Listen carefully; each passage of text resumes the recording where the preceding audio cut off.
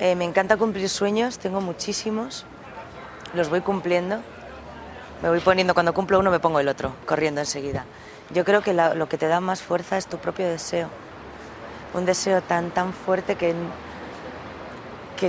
hace que las cosas se hagan realidad, aparte de gente que ha sido fundamental como Luisa Narciso, gente que se cruza en tu vida y la cambia, ¿no?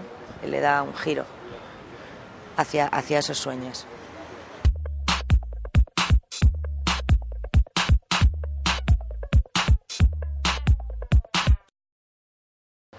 Pues el Yasaldi, el Cinemaldi, la Quincena, el Maiatza Danzan, Nosferatu, la Semana de Terror, la Semana de Cine y Derechos Humanos.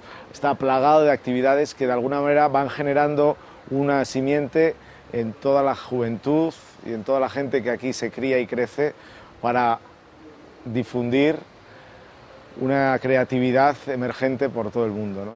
Acompañaba a mis padres, se dedicaban al teatro.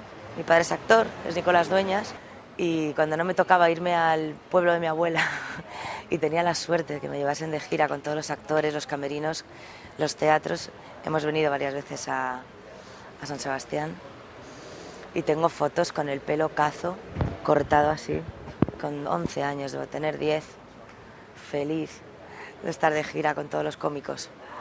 Y tengo varias aquí, tengo recuerdos preciosos de aquí. Y luego ya de mayor, cuando he venido al festival, que me encanta.